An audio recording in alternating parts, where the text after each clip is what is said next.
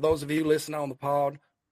Welcome into hour 2. Let's get into it. So I'm kind of excited about that. I'll probably get interrupted here in a second. Mandy's getting ready to leave. So if you guys bear with trying to think of the right way to say this.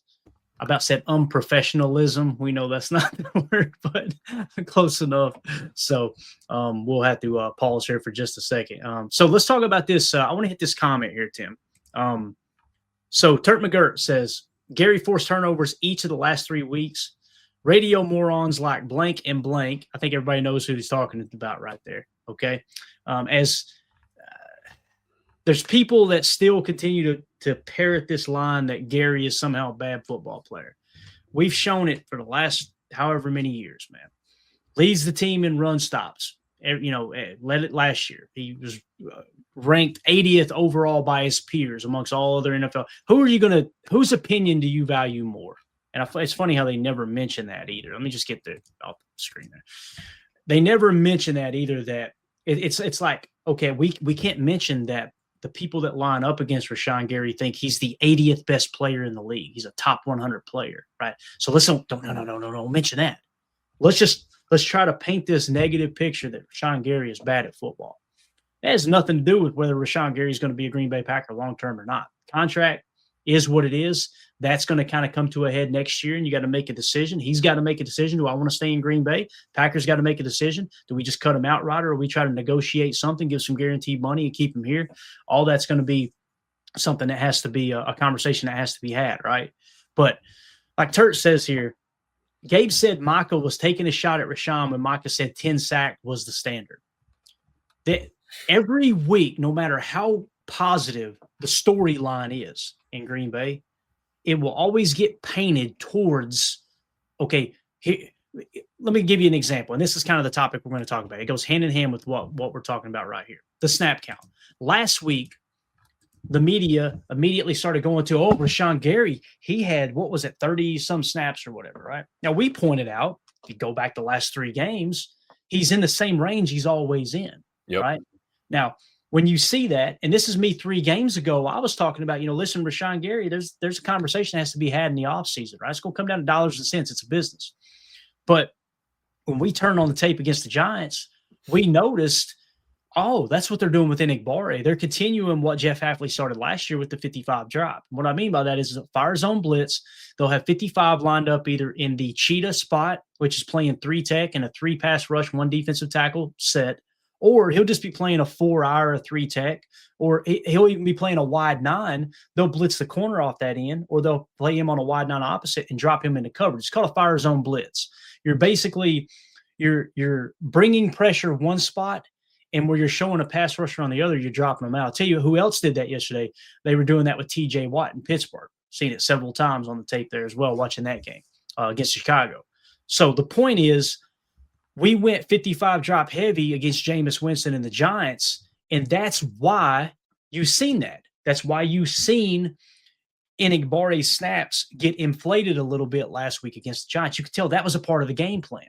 So immediately they start writing these hit pieces on Rashawn Gary that all of a sudden Rashawn Gary, Enigbare's getting his snaps. Now, they ask LaFleur, guys, listen, LaFleur is not going to tell you his game plan. I'm still, it's mind-boggling to me how many people in the sports media, they either think everything they're telling you is by the book, 100% true, or nothing they're telling you is true. It's always somewhere in the middle. Of course, the coach will give you information that's true, but also schematically, Tim, they're not going to tell you what their game plan is. They want the other team to find that out. Let me give you an example.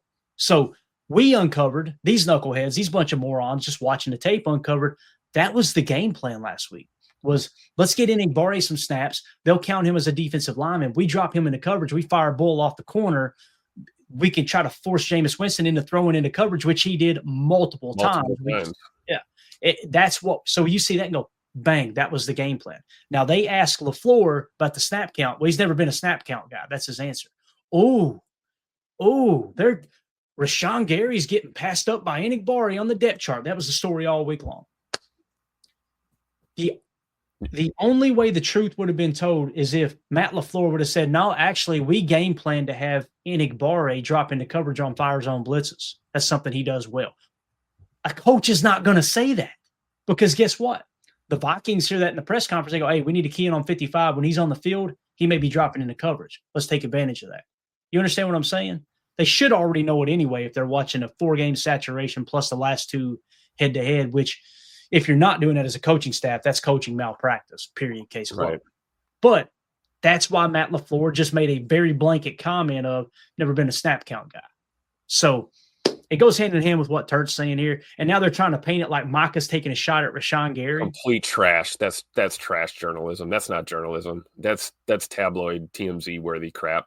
Yeah. There's nobody in that locker room taking shots at each other with comments. It's ridiculous. And they refer to Rashawn Gary as G, OG, Big G, right? Like he's like the backbone of that defense. He's like one of the emotional leaders of that defense. He's one of the longest tenured players on that defense. The coaches absolutely love Rashawn Gary, right?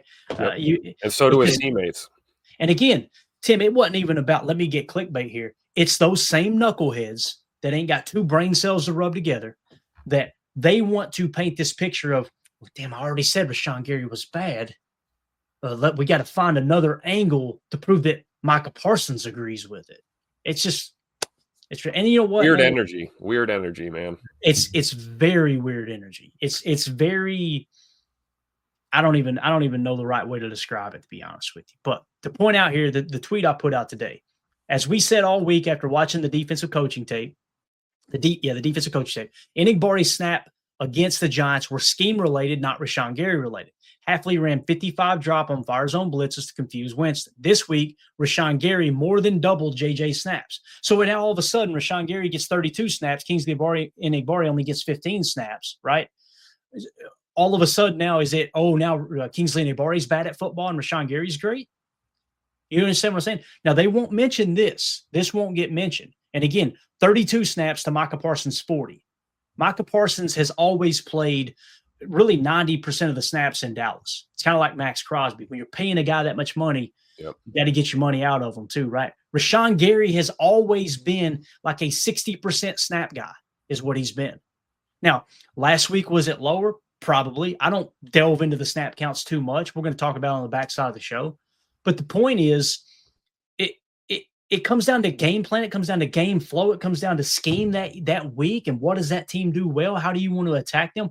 What Matt LaFleur was saying in his answer in the presser was real simple. Guys, it's just like when they were talking about, shouldn't you have more than 2 defensive linemen against the run? They said that last year. He's like, but Matt LaFleur, he said, y'all are exposing yourself. You know that, right? So tell me you don't watch ball without telling me you don't watch ball. You do know our outside linebackers in a 34 defense are actually defensive ends. And he said it as nice as possible. Boy, they got their ass chapped when Matt LaFleur said that. But hopefully the light bulb comes on like, okay, just at some point you got to step back and go, maybe I don't know as much as I think I do. I have to do it all the time. I'm still learning every single day. When I dive into the tape this week, there'll be multiple things I learned that I didn't know that I'll go, boy, 6 weeks ago I said this and I look like a moron now. Just acknowledge it. Acknowledge that you don't have all the answers. Stop acting like you do. And you damn sure should stop trying to tear individuals down along the way. That's what gets me the most, man. You do that, you're going to get your ass kicked. In that. Again, and the fact that there's so many people that just parrot that line all the time, that's what's embarrassing to me. And again, it kind of goes with the embarrassing part of the fan base as well. Tim, I'm going to step away. I want to get your take on all that. Hit these snap counts here real quick, and anything you want to hit in the chat. Let me tell her bye. I'll be right back. Sounds good. Yeah, absolutely. Talking about snap counts. That's a kind of a varying subject depending on how you look at the game. But I think it's a testament to what Hafley and the boys are trying to do in this defense. Plus, you look at LVN and you look at Barron Sorrell, being a younger player, LVN dealing with the injury. You're going to see fluctuations in snap counts week to week based on who your personnel is. And I think it's a great point that Clayton made there, talking about week to week, Enagbari getting 15 snaps this week as compared to last week. It's based on your scheme. It's based on what your game plan is for that day, the personnel you have available. Again, I think a lot of us as fans, and it's not a fault or anything, but we tend to look at seasons as one big movie instead of 17 different little movies like a coach does. And that's why you're going to see fluctuation in snap counts. And I'm willing to bet we're going to see plenty of snaps for Rashawn Gary on Thursday against the Detroit Lions, right, Clay? Yeah, absolutely. Andy Watkins in the chat. It's the media's job to hire knuckleheads to adhere to the low IQ fan. You don't believe me. I've got ESPN on the background right here, and I look around and go, idiot, idiot, idiot, idiot. Like every take they've got, and I don't think they're that. These are former players.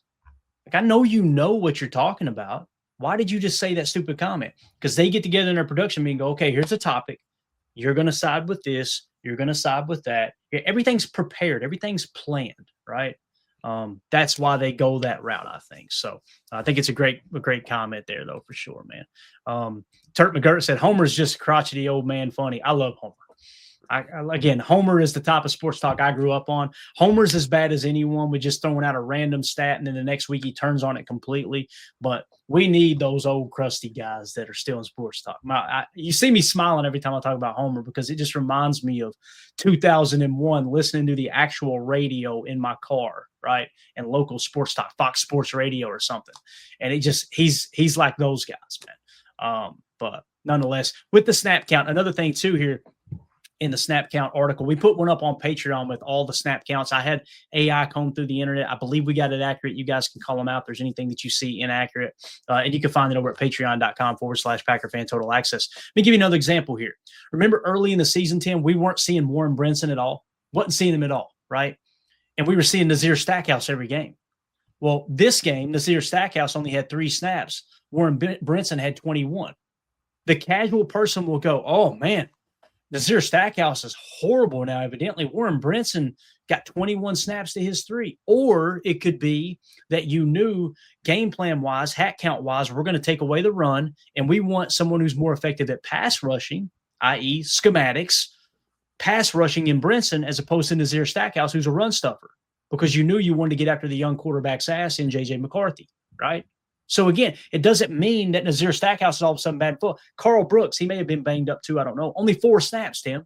Do you think this coaching staff thinks that Carl Brooks is horrible? No. Carl Brooks is typically your one tech, right? He'll play one tech in this defense. He did it last year as well from time to time when our boy Kenny Clark was not on the field, right? It doesn't mean they think Carl Brooks is horrible at football all of a sudden.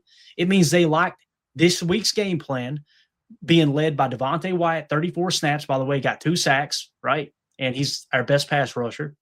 Kobe Wooden, 24 snaps, who's become our new nose, right? Throw him in at the one general. That's right.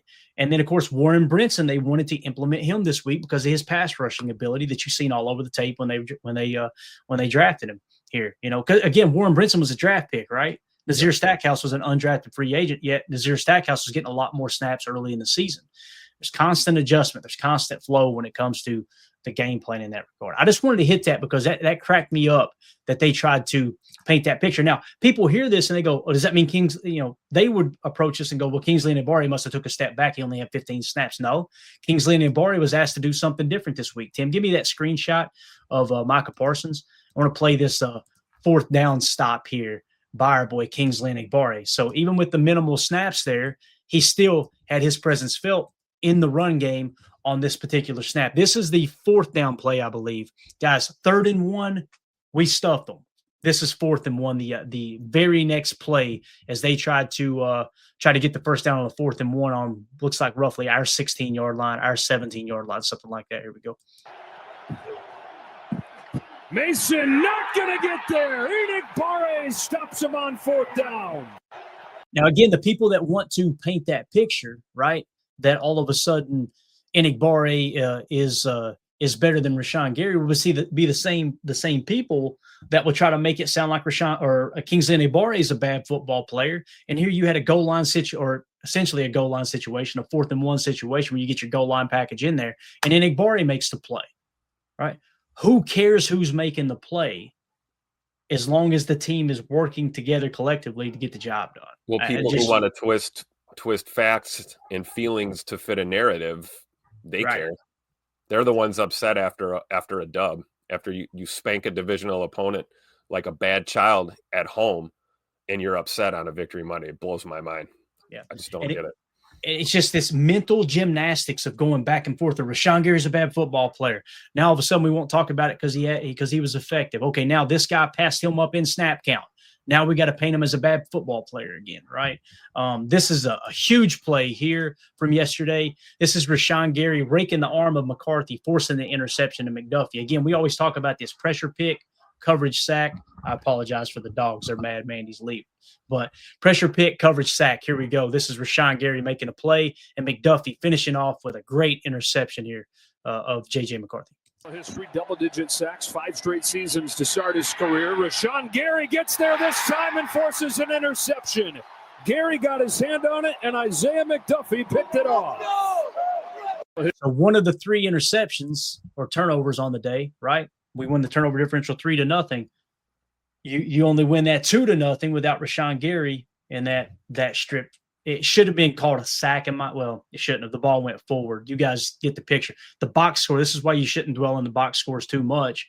The box score won't show that other than just a pass defended or a pass deflection for Rashawn Gary, right? In all honesty, it could have been a strip sack. Yep. He did everything to get the strip sack.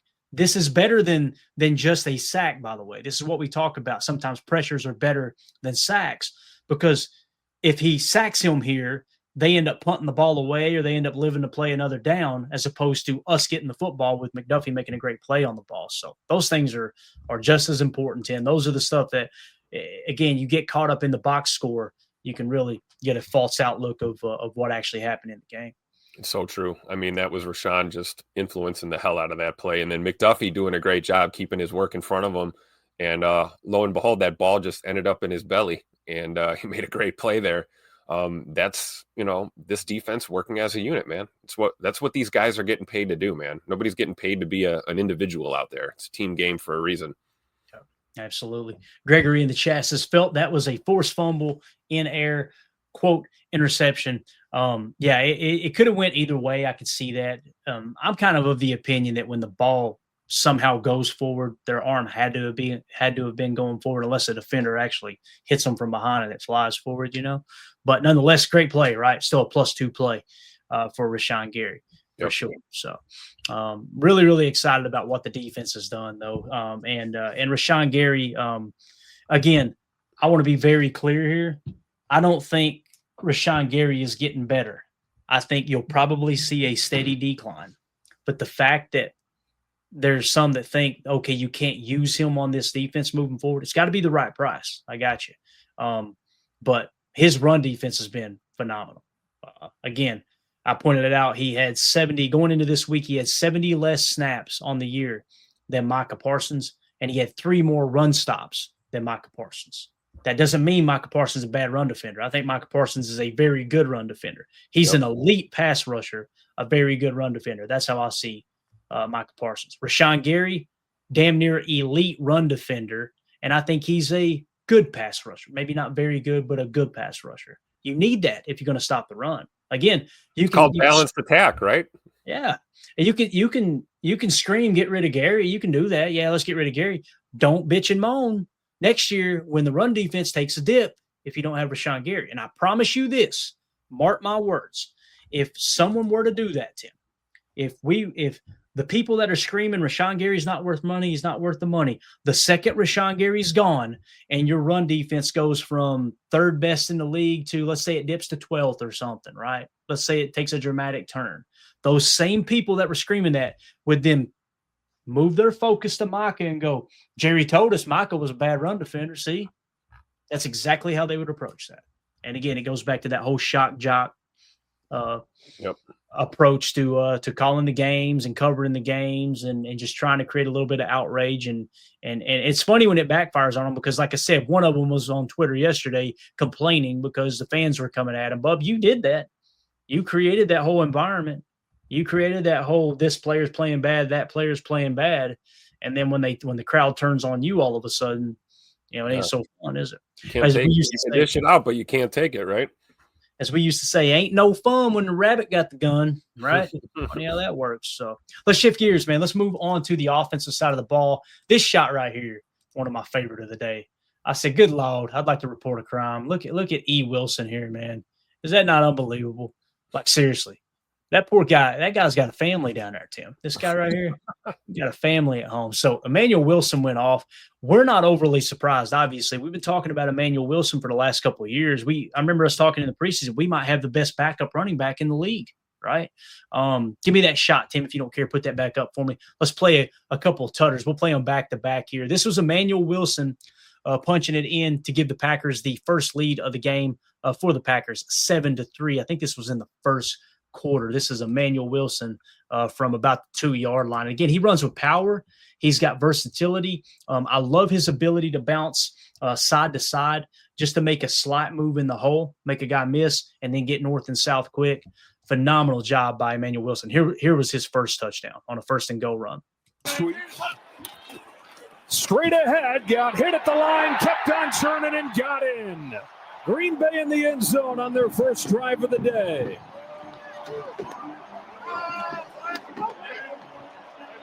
And they said it perfect there, Tim. He got hit right there in the hole and just powered through the run. Here was the second touchdown of the day. This one came a little later in the game. I think this was in the third quarter, 10:58. I counted it as middle eight. And I said in the tweet, Emmanuel Wilson extends the Packers lead 17-6. Turnover differential, Green Bay 1-0. Middle eight, Green Bay 7-0. We counted if it's within 2 seconds. Typically, if it's under a minute, I'll try to let you guys know. Technically outside of the middle eight, but in this case, it's a 10:58 mark. So right there outside of the middle eight, but still counts in my opinion. Here we go. This was Emmanuel Wilson's second touchdown of the day. Wilson again reaches for the goal line. Packers make him pay. And I know those are short down yardage plays there, Tim, with both touchdown runs from Emmanuel Wilson. But the first one, he got hit at the line of scrimmage. Looked like the dude hit a wall. To me, Emmanuel Wilson looks thicker this year. He runs with power, but he also runs with great agility, being able to bounce, that one cut and go type guy. To me, he is. And he is fit for this Matt LaFleur offense. He can run outside zone if you need to, get out laterally, cut back across the grain, get the defense flowing to the sideline, but also he runs with power too, man. Phenomenal job. Yeah, and I love him in the post game too. You know, we saw him getting the game ball, and he said, "Appreciate the opportunity. Let's go back to work." I love the attitude, right? Yes. And that's that type of attitude is contagious, and you can't tell me he's not getting some of that from Josh Jacobs, who we all know is that type of leader. I don't know if anybody outworks Josh Jacobs in that running back room, but certainly Emmanuel Wilson is up there, and you could see it in his game, man. Just a good dude, and first start, I believe, since his college days, and he gets over the century mark, couple of tutters, was effective in the short passing game. Just a great. This is what we talk about next man up. You know, we know Josh needed that extra week to get ready here for Thursday against the Lions, and to really just not miss a beat in the run game. With your RB2 is it's priceless, man. So salute to Emmanuel Wilson, man. Hell of a performance. Let's go to the chat here. Cheesehead Murph in the house says EW23 backstory is amazingly inspirational. It really is, man. Hearing how he thought his career was over because he made 3 days in camp in Denver and they cut him. Yep. And he said he called his mom and was like, "Mom, it's probably over. Like, I didn't even make it 3 days." Packers came calling, and he's taking advantage of his opportunity. Man, I think he fits in Green Bay perfectly. I know you helped him find his dog there one day, right? Yeah, and shout out to Mark. And is he not, Emmanuel, is he not like just a down-to-earth dude, man? Oh, yeah. Super cool guy, man. One of the more accessible dudes as well. Always takes time. He'll stop and talk to a fan, you know, that kind of thing. And he fits the Packer mold, right? Definitely. Yeah, definitely. Jen Wright in the chat said all guys who had an opportunity to capitalize big time. It's like what you said earlier, right? It's like depth. That's what we got here. I love what Camden says here in the chat. He says, Toyota-thon, baby. That's right. And that's what's funny is we didn't even need the Toyota-thon magic yesterday. We just leaned on the run all day, you know? That's right. So, got that in the back pocket. So I want to give a shout out here. I want to show this on the screen. Then if you'll get the Emmanuel Wilson thing ready for me, Tim, I want to just show this to give credit. The audio is from NBC 26, Kelly Hallinan. I hope I'm saying that right. Hallinan, maybe. Packers running back Emmanuel Wilson made his first start since college at running back one today with Josh Jacobs out with a knee injury. 28 carries, 107 yards, 2 touchdowns. This was her interview with him afterwards. Also want to mention he also had 2 catches for like 18 yards. I think he finished somewhere around 125 all-purpose yards and 2 tutters. So he did it in all facets of the game. So shout out to Kelly. Y'all go give her a follow at Kelly HALS. Here's her interview with Josh Jacobs, with Emmanuel Wilson immediately following the game. Wilson, Emmanuel, 28 carries, 107 yards, and 2 touchdowns for you today. How would you describe your career night? Wonderful. From far as for myself, just went out there and tried to make plays and continue to get the run game going. When you found out that Josh wouldn't be playing today and you would be running back 1 for the first time since college, what were you feeling entering today? Honestly, when Coach Summers just told me be ready to go and go out there and make plays for us, I had butterflies, a little nervous. I had to talk to Matt Orgzik, and he just told me it was another game, and it's just with a bigger title. And the title's just a name, so just go out. We're building a team, not collecting talent. I talked to the long snapper, Matt Orgzik, and he helped settle me down. You've got a backup running back leaning on a long snapper to kind of, settle down a little bit, with your first start. I just think that's awesome. But then be yourself. When you punch in that first touchdown, did that calm the nerves a little bit? What was that feeling like?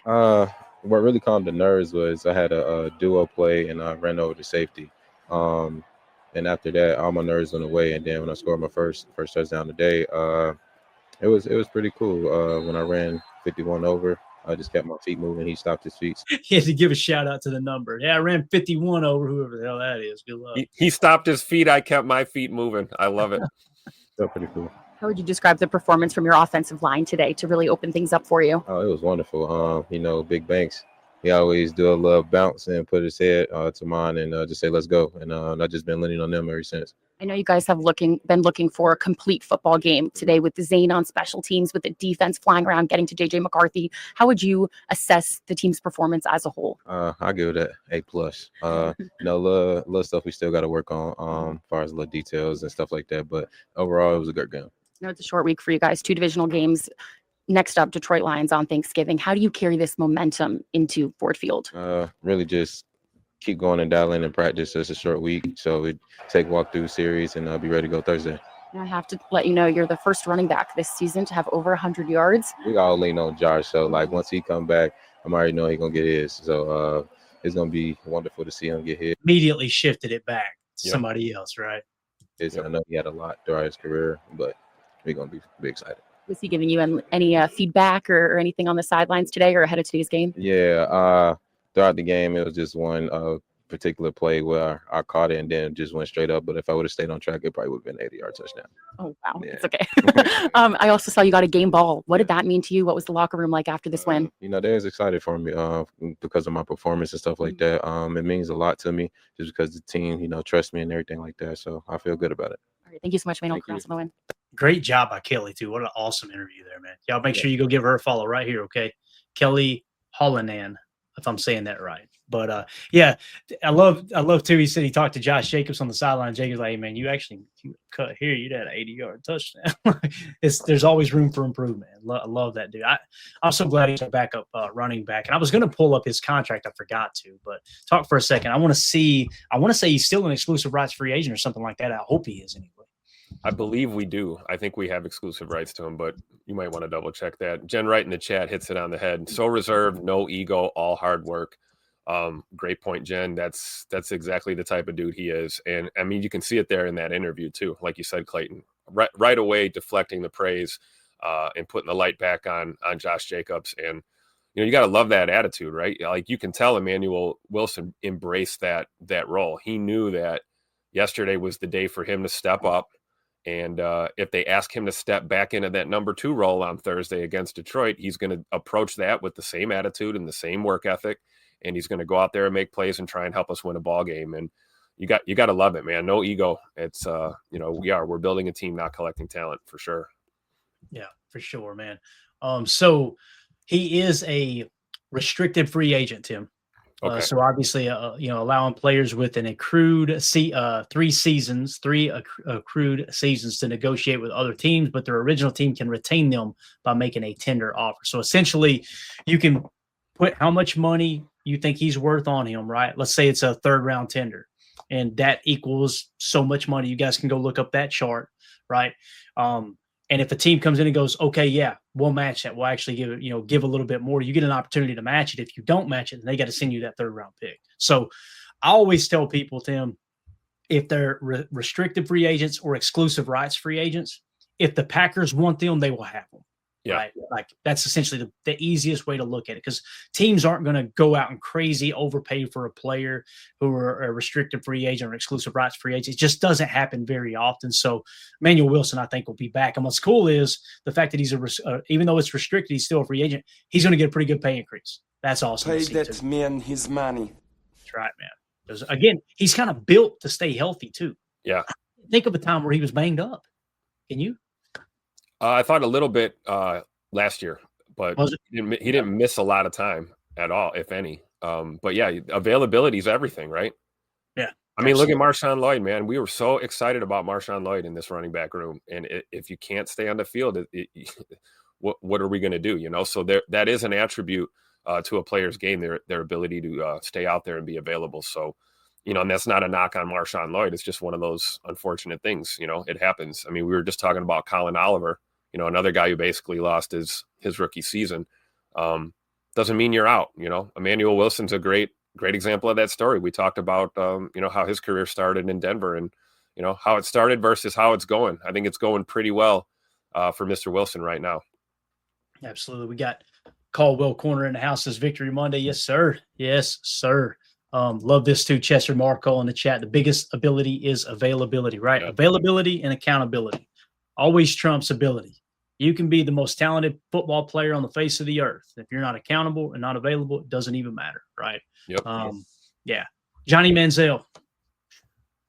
Boy, you talking about a guy who had a natural feel and talent for the game, but not accountable. That's a perfect example of not being accountable, right? Sad story there too, by the way, if you ever guys get a chance to dig into it. I think it's worth digging into, but just someone who pissed away an awesome opportunity and a guy that his teammates love too. That's another thing. Anyway, let's switch gears to Jordan Love a little bit. You see the stat line, think, oh, Jordan was terrible yesterday, right? That's if you're just a box score watcher, you would go, why didn't Jordan Love have a bigger game there? You play the game in front of you, right? You play the game that you're dealt. I was as pleased. I don't want to say more pleased with this game, Tim, but I was almost as pleased with this game with Jordan Love as I was last week, where you threw the game-winning touchdown on that late fourth quarter drive, right? And the reason being, you remember what I put in our text thread, Tim, about him throwing that ball away at one time? Yep. Like, that's growth. Yep. 3rd down, you're on their side of the field. Don't like what you got, rolling right. You know what? Throw that thing away and take the 3 points. That's a big growing moment for him, was it not, man? Absolutely. 100%. And also the decision making too, when he is having to scramble or move a little bit, he looks a little bit more poised under duress in those situations, and being patient enough to give your guys a chance downfield to work open, because Jordan will let it go if it's there. And I think it is. It's a improvement to his game to know when it's not there, and to just throw the ball to the guy holding the boom mic on the sideline or something, and just make it safe. Even with him taking that step forward too, I said this on the post game and we nailed it. I said this will be Jacob Morley's Jordan Love sicko throw of the week, and of course, I love that he always adds in the trademark there, by the way. So this is that throw we were talking about: immediate pressure, unblocked in the A gap. You're always taught as a blocking unit, if you have to choose between this defender coming unevaded or this defender, you always choose inside first, right? You let the free runner come from the outside. That's going to be on the quarterback. Hopefully everybody's on the same page. You'll hear a quarterback go, yeah, that's my guy. That's my guy, right? He's saying, I know he's unblocked. Let me handle him, right, is essentially. In this case, you get a guy through the A gap. Look at this throw that Jordan Love makes. I'm going to go slow here. We're going to go half speed. So watch him drop back. Look at the immediate pressure. All right. Boom. Now, look, that's on Brooks. Brooks cannot kick all the way out there. You got to know if they're blitzing that A gap, you've got to chip him right there, right? Because Belton's got his hands full out here. You got to get a hand on that guy, right? However, watch Jordan fade away like another Jordan from back in the day. Look at the placement of that ball, boys. Look how many defenders: 1, 2, 3, 4, 5. And you know what? I don't think it's a dangerous throw, Tim. If your receiver catches that ball, I mean, look at this. He's got that you took a play right there that should have been a negative play, missed assignment.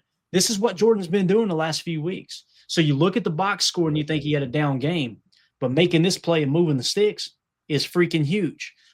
Getting your team in and out of the right run plays, handing it off with the opposite hand because your shoulder's banged up, or maybe it was because the thumb was bothering him. I don't know. There's been a little bit of debate there, but nonetheless, being that game manager in this situation to getting your team in a position where you come out with a 3-score win and you wasn't even at your best, you wasn't even healthy, but you're still making throws like that. Absolutely phenomenal, man. As Chester said, the play was enormous. It was huge, huge, man. Yeah, and then like you said, dealing with the pressure right in your face, obviously a missed opportunity for Chris Brooks here to chip, but I wonder if he was just trying to get to his he totally missed. You can see. I thought maybe he was running a leak or something, you know what I mean, to the flat. But so a missed assignment there. It happens. But Jordan taking the time to take the extra 2 or 3 steps in the drop and just kind of fade, like you said, MJ, baby, fade away. Yep. And drop that ball in the bucket, and then Tay Wicks going up and making just a great grab, for a guy that has caught in a lot of heat recently as a receiver. He didn't drop that one, right? That was a great throw, great catch. And you'd never think you would see a guy throwing a ball into an area with 5 defenders and go, that's a safe throw. Right. But it's like, here it is. Proof is on the tape. Phenomenal play, man. Again, it should have been, this is when you see the EPA numbers, and Jordan Love's EPA's numbers are already high, and Chicago Bears fans get so upset about it, like EPA isn't a real stat, blah, blah, blah. These are the type of things that he's doing that if you're just a box score dweller like Chicago Bears fans are, this won't show up. You'll look at it and go, oh, yeah, Caleb Williams outplayed him yesterday. But you don't see this stuff. And at the same time, you see Caleb Williams get sacked in the end zone. You look at that in the box score, and the box score dwellers will go, oh, man, the offensive line's letting Caleb down. They, gave up another sack. But the box score doesn't tell you he held the ball for 5.5 or 6 seconds and got sacked in his own end zone, stripped, and it got recovered for a touchdown. You see what I'm saying? That's why it's important. Watch the tape, advanced metrics, look at the box score too, take it all, put it in a pot, and come up with what actually happened in the game. But just a phenomenal play by Jordan there. And then back to Wendell Ferreira here on X. Pointed this out. I'm glad he did. This was 8:29 this morning, so these are updated numbers. NFC North quarterbacks in EPA plus CPOE. All right, composite. So this is EPA and then completion percentage over expected, right? So again, that would be through the freaking roof on a play like that we just showed you, right? Composite. This is via RBSDM, 34 qualifying quarterbacks. So they took 34 quarterbacks that qualified in terms of, I guess, snaps or what have you, right? Jordan Love is number 3 in the league in EPA plus CPOE. Jared Goff is number 12. Carson Wentz is 18. Caleb Williams is 26. J.J. McCarthy is 34. So again, dead last for J.J. McCarthy. Caleb Williams, bottom half of the league in this regard. These are the things that's going to eventually catch up with the Chicago Bears. It's going to happen. Now, you still got to tip your cap because they're figuring out how to win football games. But again, you look at the box score yesterday, Tim, you think Jordan Love didn't have a good game. You continue to look at these advanced metrics and you go, nope, we are right on pace, man. He's playing damn good football. Amen. I agree 100%. I mean, you want to look at the numbers, you want to look at the box score and stuff, but it should be after watching tape. It should be after trusting your eyes and watching football, right? Like you said, don't be a box score watcher. Don't be you can be a stat nerd, but watch some ball too, and watch a game more than once. Try that. You'd be amazed what you see every time you look at a play. You see something else. There's been multiple times I've been like, I'm glad I watched it the third time through. I missed it. I've watched them 3 times through, put together Chalk Talk, and you were Emilio point out a mistake to me that I still made him diagnosing the play. It happens to everybody. Yep. So that's so spot on, Tim. So spot on. So again, I think Jordan Love is going to be just fine, man, for sure. I think he is. Chester in the chat. Bart Starr won 5 rings and he wasn't lighting up the box scores. Amen to that, man. And what's crazy too is he was there was a stat too at one point talking about how he was like top 3 or top 5 in the league in throwing on 4th downs. You wouldn't think of Bart Starr being like that, but that was the reality of the way he played the game. 4th and 1, I can't remember which teammate it was, Tim, but one of his teammates said, "Oh, 4th and 1, you know he's throwing the football here. What's Bart going to do? Because he caught his own plays. What's Bart going to do? Oh, you know he's throwing. It's 4th and 1. He wanted like that. The infamous Ice Bowl sneak. I mean, he was the only player on the field who knew he was going to keep it, and that's probably why the play worked. Yeah, absolutely, man. So, and when the game was on the line, boy, Bart Starr, you wanted the ball in his hands. There's no doubt about it, man. Another guy he was drafted at what round? It was something crazy, like 15th round or something like that. Draft pick. Just absolutely wild, man. All right, let's see. We got Camden McManus in the house says, "Thank you, everybody. That's the reason I became a Packers fan, because of Jair Alexander, because me and him went to the same high school, Rocky River Ravens, in Mint Hill, North Carolina." Absolutely awesome. It's cool to see people kind of got those connections there. Talking about Jair Alexander, I believe, because Jai being a North Carolina guy, for sure. Hope Jai's doing well, man. Best wishes to Jair, man. Absolutely. You know what we need from Jai? We need to get him back up here in his hopefully he didn't sell his house in Green Bay. He needs to move back into Green Bay, and we need him doing something Packers related if he's done with football, man. That dude is absolutely love that guy, man. That would be awesome. We got some snap counts here we can hit, Tim, but we're over time. What we'll do is we'll carry that over into later on. I'll make a note here. We want to talk a little Anthony Belton and just snap counts in general. We'll hit that on tonight's show. And also, guys, I've seen people asking in the chat. I don't know if I marked it or not. I think I may have. Maybe I didn't. Yeah, here we go. Doug said, "Do we have PFF grades on CV and Haddon? I mean, Addison belongs on a milk carton. Jay Jettis was practically invisible." We'll have those PFF grades for you guys and gals on tonight's show. That's something we'll do as Victory Monday rolls on. We'll go live at 6 p.m. Central for PTA Live, and we'll break down the PFF grades. We'll also give you guys the specific snap counts and any other information that may come out of 1265. Guys, it's going to be a short turnaround. Yep. I've got to get this Chalk Talk put together. It's basically, Tim, it's going to be probably Chalk Talk tomorrow, and then one day a previewing, and then it's game day. It's Thanksgiving, and Yep. We're going to be at a family member's house for Thanksgiving. So what I'm going to have to do there is I'm going to take the laptop. I got the mini NASA laptop that I spent way too much money on, and I'm going to be set up. Y'all going to love this. Scared money don't make money. I'm going to be set up in my nephew's bedroom, who is a huge Vikings fan. So the background will probably be all Vikings memorabilia on the wall. And we'll get to make fun of it a little bit as we go live here. Of course, if he watches this show, he's probably going to go, "I'm not letting you in my bedroom." Ain't happening. So, now, I felt bad for him yesterday because it was like, it's still early, but man, I don't think J.J. McCarthy's that dude. Maybe you know, they said the same thing about Sam Darnold. Ironically, they let Sam Darnold go, but Sam Darnold with the Jets, right? Horrible. Carolina, horrible. I think he went to San Fran for 1 year. Then he comes to Minnesota and he sparks. They should have kept him, Tim. And I hear some Viking fans say, "Oh, we didn't have the money. We paid Justin Jefferson. We did this. We did that."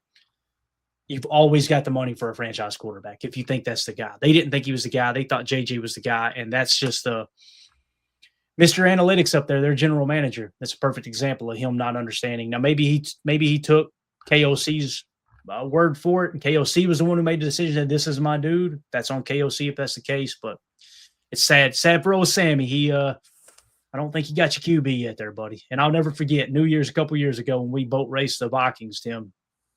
I was watching that game, and he set his phone down, and he said Jordan Love was just dicing him up off his back foot, zero blitz, hits Dontavion Wicks down the seam for a touchdown, or maybe it was Jaden Reed. But he set his phone down. And he said, "It ain't fair. Like, y'all got another one. It ain't fair. Like, it's so hard to find a quarterback, and we got another one in J. Lo. It's wild, man." So anything else you want to hit on, man, before we go? No, Victory Monday. Go, Pack, go. Can't wait to break it down later. Get into these numbers. Like you said, PFF grades. Let's talk some O-line. Let's talk some Escalade Belton, who played pretty damn good last night. So happy for him. We're going to call it Belton to Ass. Belton to Ass. BTA. So, all right. Listen, thanks, everybody. We had a bunch of people in here watching. I really, really appreciate y'all. And thank y'all for being that positive portion of the fan base, being level-headed. I want to give a shout-out to Dr. Crutch with the Super Chat, Michael with the Super Chat. Thank y'all so much for the kindness. We'll be back tonight, 6 p.m. Central for PTA Live. I may go live during the day. We'll see if any news breaks. But if not, we'll see you then. Everybody have a wonderful day. Make sure you tag a Vikings fan in a tweet today, man. Do the right thing, all right? We'll see y'all tonight. Here we go. We out. All right.